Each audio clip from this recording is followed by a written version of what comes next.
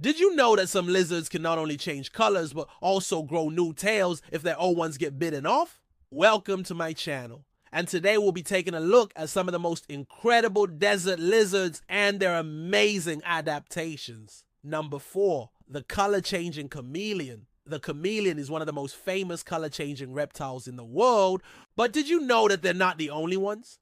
Many desert lizards are able to change color in order to camouflage themselves from predators and sneak up on their prey. The most famous color-changing lizard is probably the Texas banded lizard, also known as the chameleon. These lizards are found in the southwestern United States and northern Mexico. They get their name from the light stripe that runs from the front of their head down their back. This stripe is actually a modified scale that contains sacs full of guanine, a white substance that reflects light. When the chameleon wants to camouflage itself, it can expand these sacs and make the stripe more prominent. When it wants to blend in with its surroundings, it can contract the sacs and make the stripe less noticeable. In addition to being able to change the color of their stripes, chameleons can also change the color of their undersides. This allows them to camouflage themselves on both sides, making them even more difficult for predators to spot. Some other desert lizards that can change color include the horned lizard, the chuckwalla, and the Gila monster. Number 3, the tail-shedding gecko. Geckos are well known for their ability to drop their tails when they're in danger. This adaptation allows them to escape from predators, but it comes at a cost. The gecko loses its tail, which is a vital part of its body. But the gecko is able to regrow its tail if it's recaptured by its predator. However, the new tail is not exactly the same as the old one. It's smaller and has no bones. This makes it easier for the gecko to escape if it needs to, but it also means that it can't use its tail for balance or to attract mates. Some people have speculated that the reason why geckos grow new tails is because they're lazy. They would rather have a smaller tail that they don't have to control than a larger tail that they can't get away with. Others believe that it's because their tails are actually poisonous and that they grow new tails in order to replace the old ones so that they can continue to defend themselves.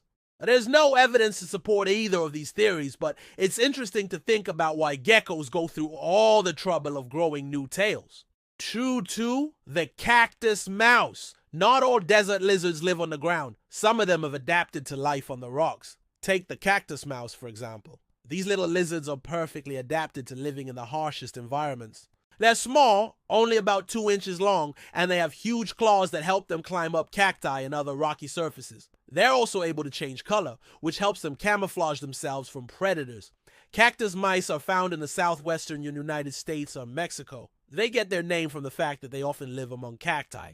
They're also called rock lizards because they spend a lot of time on rocks. Despite their small size, cactus mice are actually quite fierce. They're not afraid to stand up to much larger animals, and they will fight back if they feel threatened. Number 1, the flying dragon. Finally, we come to one of the most bizarre and amazing desert lizards, the flying dragon. The flying dragon is not actually a dragon, nor does it fly in the traditional sense. It's not able to fly very far or very high, but it can glide through the air for short distances. This adaptation allows it to escape from predators and ambush its prey.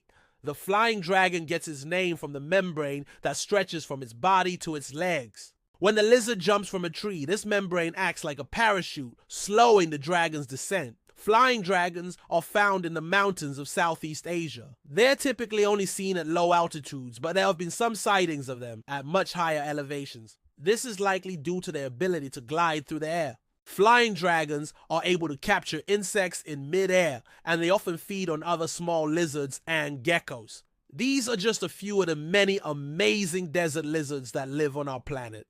Do you know of any others? Let us know in the comments below. And as always, thanks for watching.